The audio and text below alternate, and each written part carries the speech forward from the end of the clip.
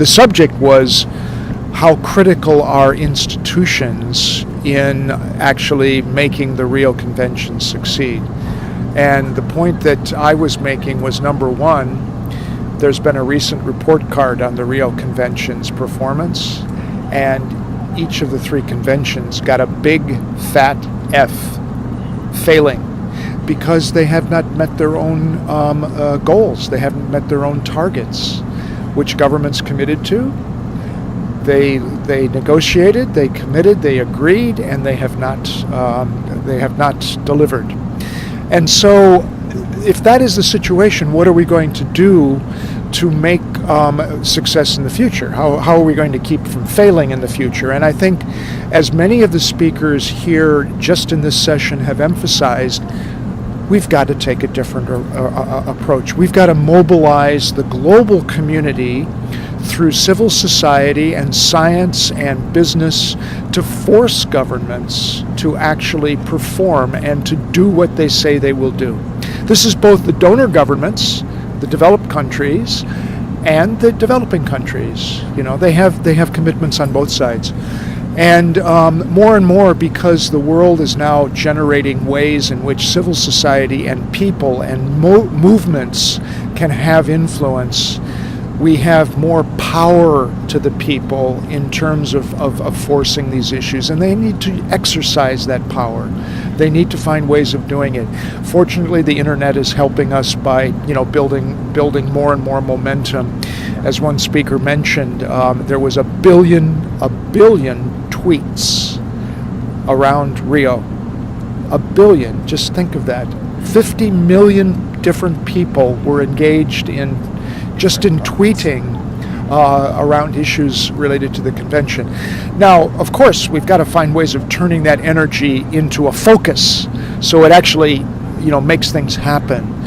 Now, if we turn to the declaration, which is going to be agreed to by the heads of state, I think that, you know, most people would say that the agreement has some very good things, that it is moving the agenda forward in terms of agreements and commitments.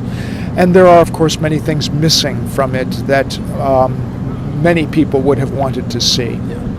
I mean, I think the biggest single thing that excites me about the new declaration is that the governments have committed to creating a world with zero net land degradation. A land degradation neutral world, which means assisting countries, farmers to regenerate their land. And that's where agroforestry comes in, because, as was emphasized in many presentations here at Rio, one of the keys, if not the most important key to regenerating the land economically and feasibly, is through agroforestry. And so that new goal, which was established just now, of a land degradation neutral world, it's brand new, it hasn't been proclaimed before, can galvanize the many movements around the world that are doing what I call land care. They're people and farmers and businesses and civil society that are concerned about reversing land degradation and improving food production as a result. I think this is something we can really build a whole movement around. And I emphasized the Land Care International movement, which is now incorporating many countries, including Kenya, and is growing every year.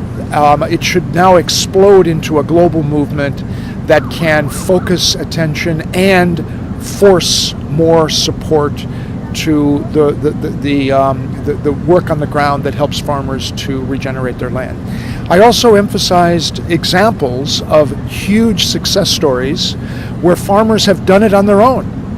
They've not been subsidized, they've not been bought, they've not been paid, but they have taken control of their land through their own biological resources, and with a little bit of knowledge, millions of farmers, particularly in the Sahel, have done this. They have regenerated these natural agroforests on their croplands. Examples? Examples? Yeah. In Niger, there are now 5 million hectares of these farmer-managed, natural, regenerated agroforests. They dramatically increased crop yields. They have enhanced fodder production.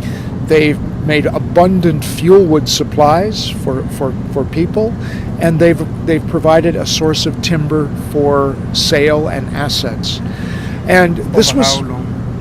Over how long period that of time? that happened over the last 20 years, and it's accelerating. And now it's spread to Mali and Burkina Faso and other countries, Ethiopia. And in Kenya, we had a big conference last month in Kenya where we emphasized farmer-managed natural regeneration as a practice that could be really quite galvanizing for the dryland.